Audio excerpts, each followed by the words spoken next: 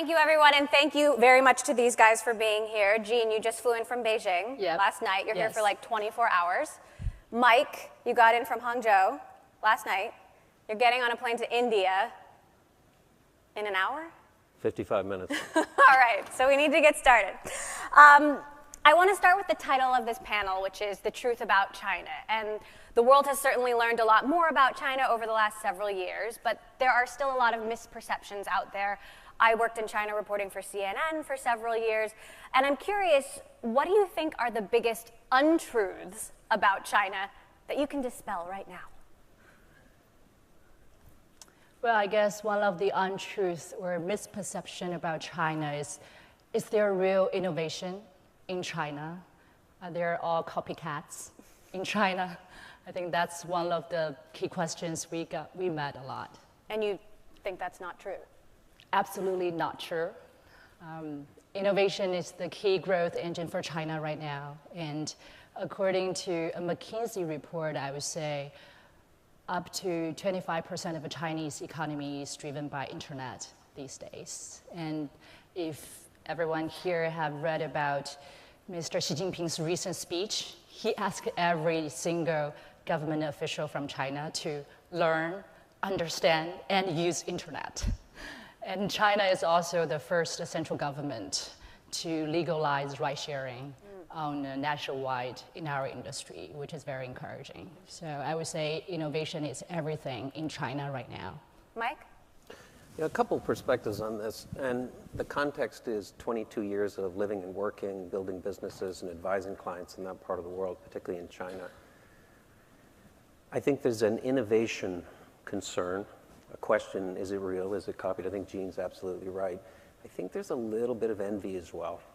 It's hard to believe that things like Didi, Alibaba, Tencent, Baidu could have actually been created in a country like China, given all of the enormous constraints that are imposed in that market and relative to the freedom, the capital, and the ability to innovate and do things, particularly on this coast of the United States. So I think that's one issue. I think the other is, you heard yesterday, and I wasn't here, but I got a report that there were some panelists who were quite negative on China. And I think there's a great deal of misinformation, which is extrapolating on short-term trends and prognosticating long-term views. So the idea that China grows at 3%, the idea that numbers are fictional, the idea that leadership is out of control, doesn't understand how to transform the economy. I just think those things are wrong.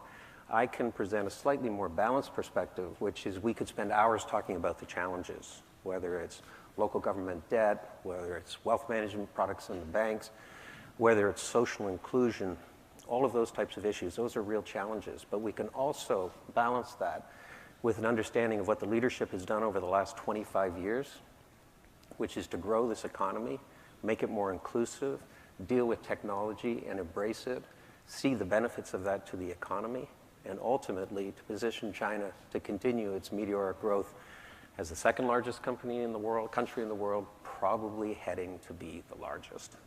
We're going to talk a little bit about regulation, but let's start with the numbers, because the numbers for both of your companies are huge. Singles Day last year brought in $14 billion in merchandise in a single day. We actually have some numbers to show that effect. 369 million monthly users. On one particular day, another day that you call Super Brand Day, you sold 100 Maseratis in 18 seconds or something like that. And I know you guys are getting ready for Singles Day coming up next month. You've got an event actually happening in China today to advertise that. Didi, not just cars, but bicycles, buses, 400 Chinese cities, 300 million users, 11 million rides per day. 15 million rides 15 million rides now per day.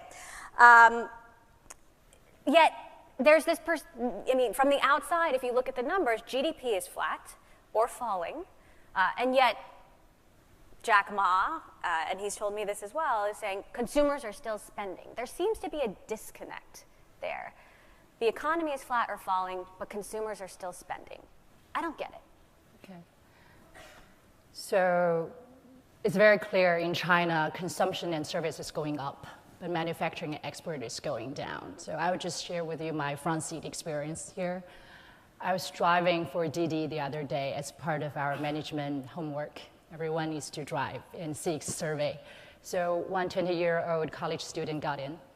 I introduced who I am to him. He didn't care at all, and he complained I was late. And then I asked him, do you have any feedback for our product? He instantly gave me 5 and said, since you're the president, can you give me coupon in return? And then I asked him why you use Didi. He said, where else can I go around? I don't want to waste time in buses and subway. He used iPhone 7. I'm still at 6. And he spent all his money on Taobao, which is Alibaba's retail app. So this is the new generation. It's unlike our own generation. We like to save for rainy days.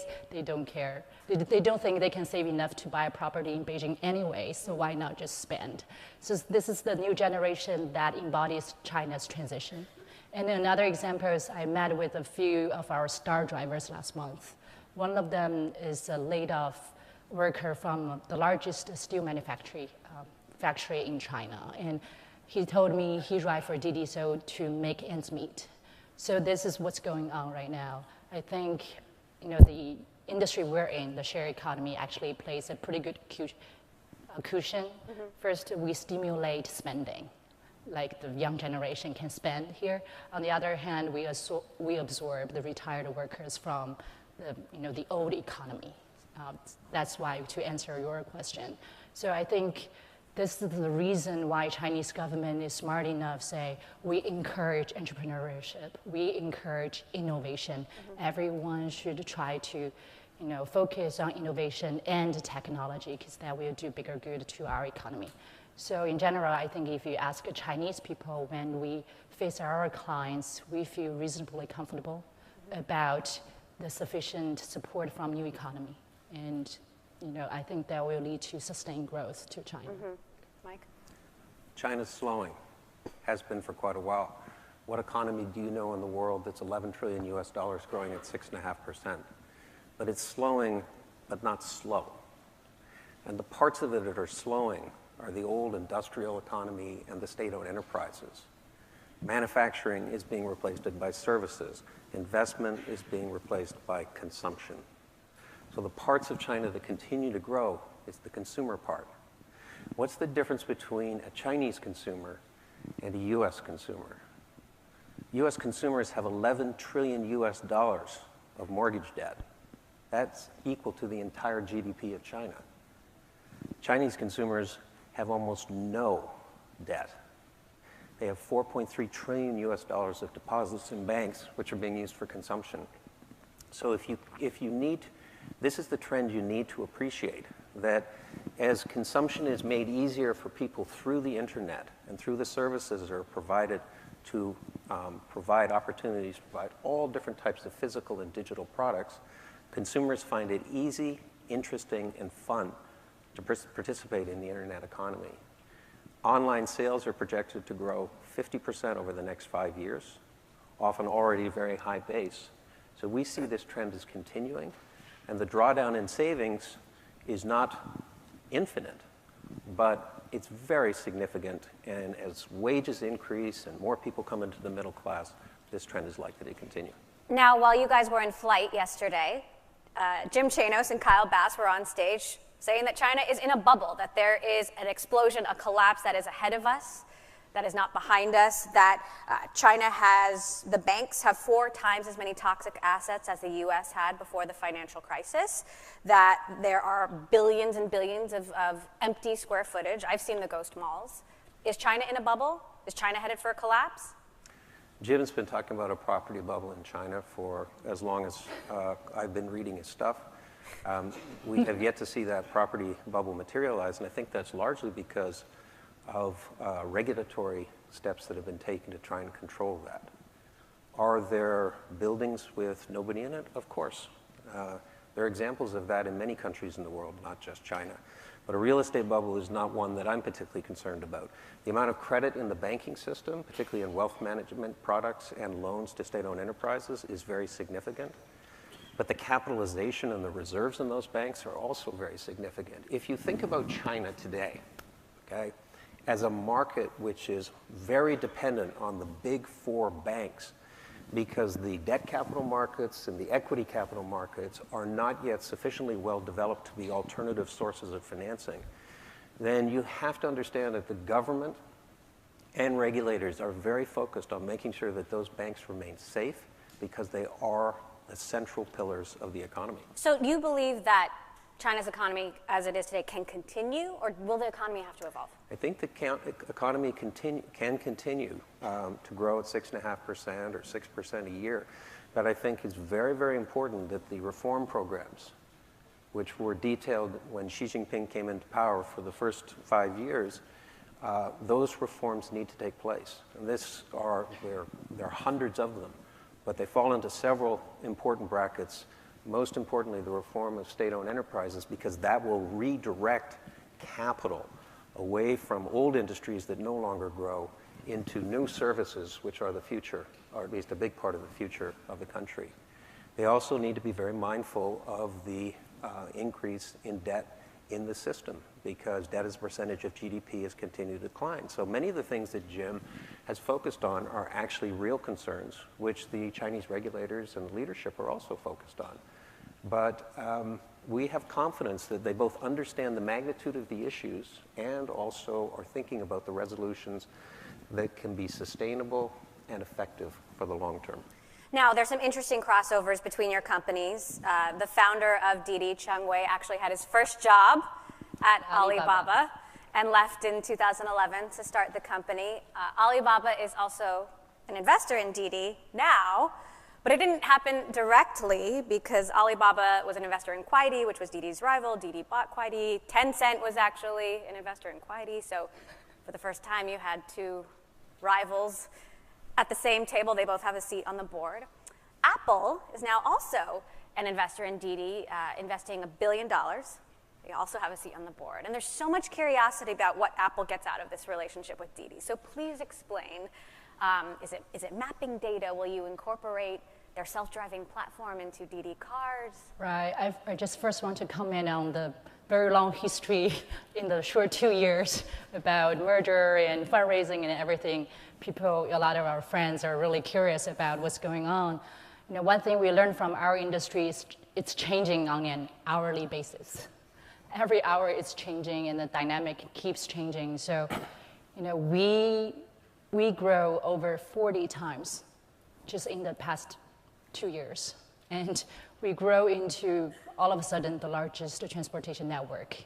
You know, the real number actually is we completed 20 million rides on a daily basis by last month. And we have created 15 million job opportunities for drivers. So it's already a huge network.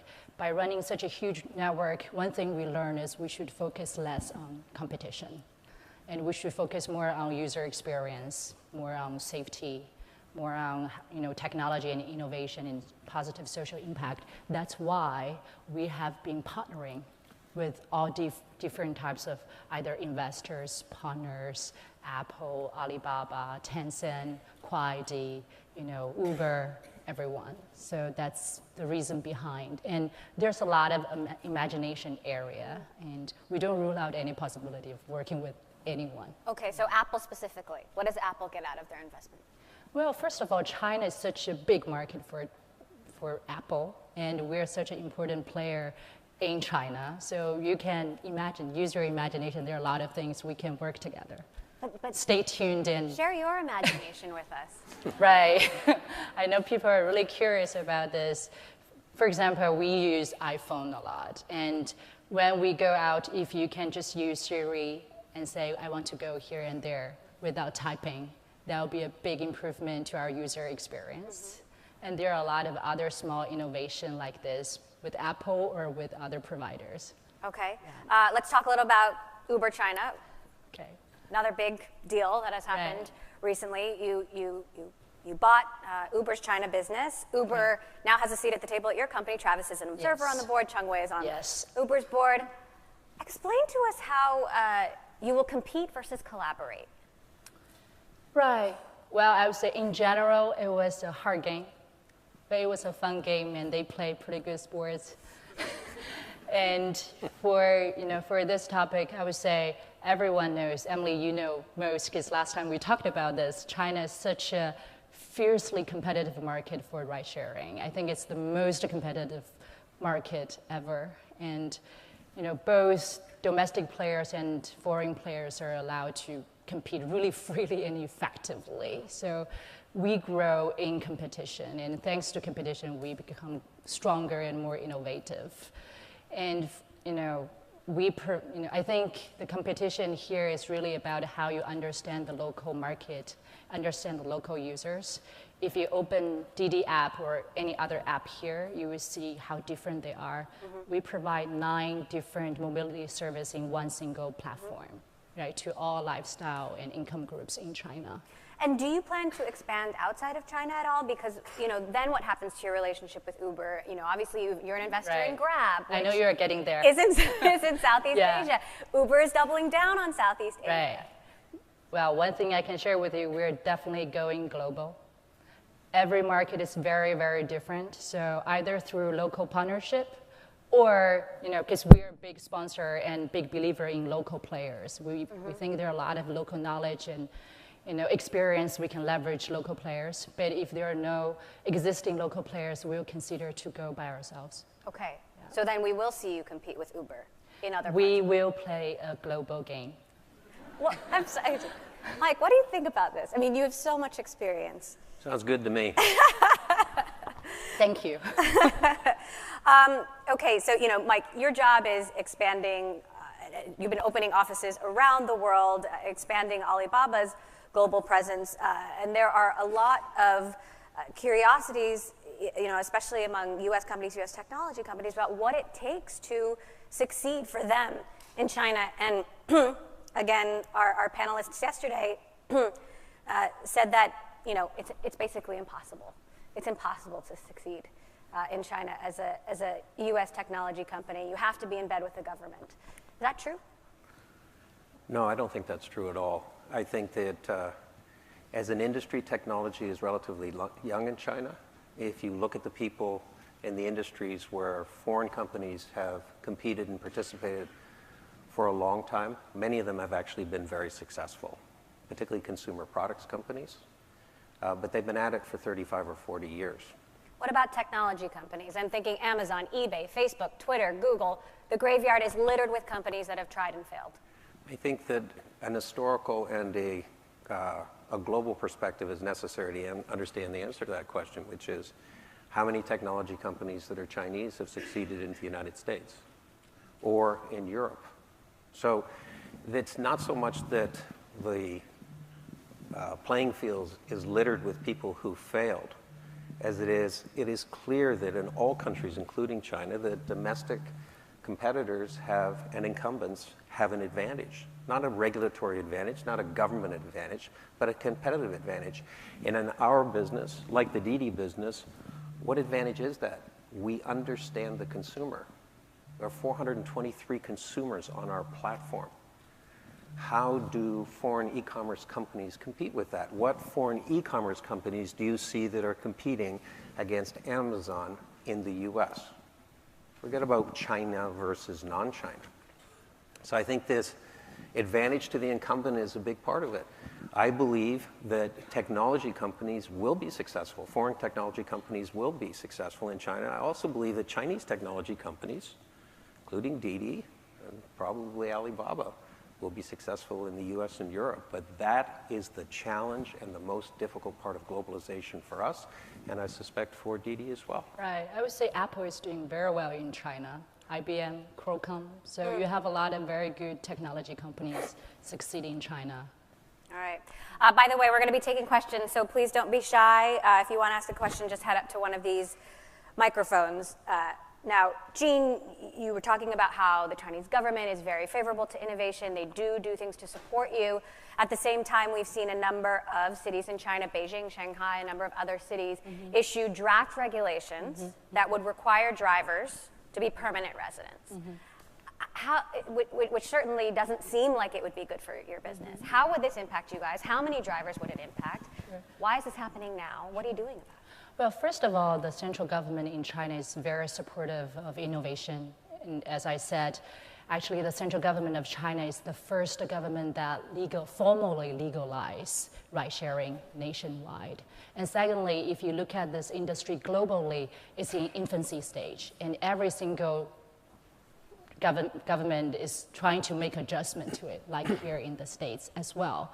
So for the local government, we have been very active conversation with them, and we're trying to find a way to collaborate with the local government and the local stakeholders, if you will. And we feel actually very confident that the government at the end of the day will act in the best interest of their citizens.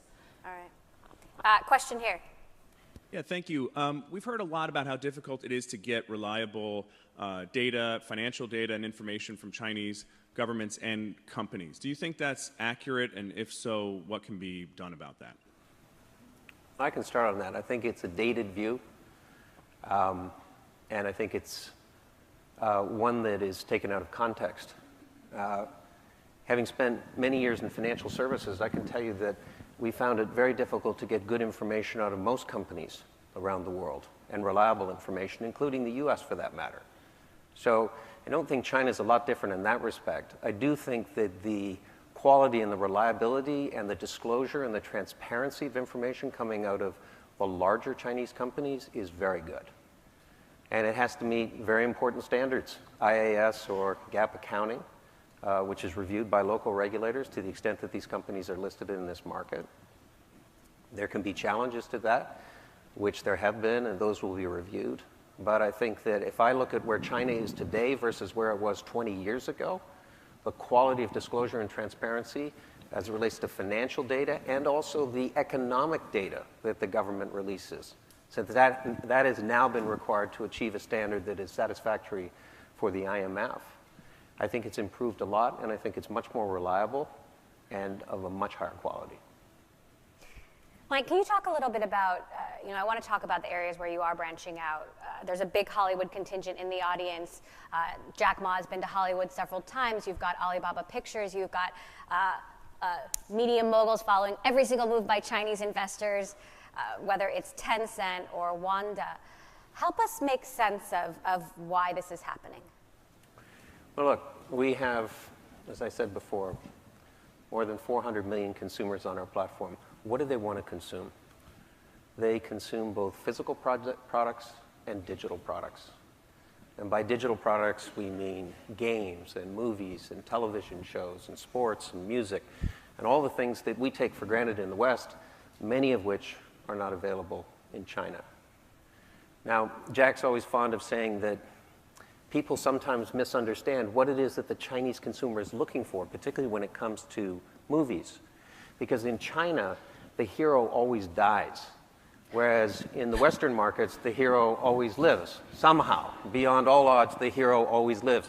So, which is to say that not all content that is produced in the West, and particularly in this part of the West, is relevant for the Chinese consumer. Chinese consumers love stories. And they love stories and mysteries, and things that are not obvious at the beginning how they will actually end up at the end. And so content needs to be curated, and it needs to be bespoke for that market. So we recently signed up something that we're very excited about, which is an agreement with Amblin, which of course, as all of you know, is Steven Spielberg, to produce a series of movies for the Chinese market. What are we going to do? Because Spielberg's going to do the really hard work. We're going to help facilitate the introduction of those movies into the Chinese market, because today it is a very tightly controlled entry into the Chinese market. There are only about 45 movies, foreign movies, that are allowed into the country on an annual basis unless they're co-produced. And so we will play a co-producing role, which will allow those movies to enter the market. We will think about the story and the narratives and what it is that a Chinese consumer really wants to watch and see, and that'll be a big part of the creation of what comes out of that joint venture. Other companies are taking a different approach, and that probably fits what they need. But when it comes to digital content, we are focused on serving what those 423 million consumers on our platform want. Question over here. Hi, I'm Brad Grossman from Zeitguide, and we're all business and creative people in this audience. How do you suggest that we keep track and really understand in a granular way the different Chinese consumers? From my standpoint, it's very straightforward. Let's get into a conversation. It's hard, though. No. Call me. Great. We're actually at 0 on the. I'm not sure we're going to get to you, Owen. Sorry. I wanted to ask you one last question about self-driving cars. Okay. Uber is going head on here, and I know you guys you're looking for talent. Are you too late? Well, we're actively following this sector because it will play a very important role in our life, everybody's future life. But I think the key here is how we can make sure machine can operate much safer than human being. So what's the vision? So we believe in it, but we think our advantage is we can collect as much data to make sure the AI drives safer than the human being, and when it commercialized, the ride-sharing network will play a very important part in it. I lied. One last question, because Mike has 9 kids, Jean has 3 kids, and since I have a man and a woman on stage, I can ask this question. How do you do it? I think Mike should answer this question first. I do have 9 kids. We're not going to talk about each of them, otherwise we'll be here for the next hour. I have 2 families. I have my 9 kids and an extraordinary wife who both works and looks after things at home and manages the occasional chaos. And I have the Alibaba family, where I've known Jack and many of the people at the company for more than 15 years. And I'm fully supported by both of those ecosystems. And I don't think I have a lot of time for a lot of other things, but I actually couldn't focus on one without the support from the other. So in my position, I'm not sure I could ask for or expect anything better or anything more, so I'm very happy. It's a careful balancing act, but it works. Jean? Yeah, I think quality time is my trick. So every day I go home and I spend and happy hour with my kids after dinner before they go to sleep, and it's really rewarding. So, what do you do if they're not happy? Every time we just, my kids are easily entertained. I just draw them something, and they call it happy hour. All right. I love it. I could learn from you.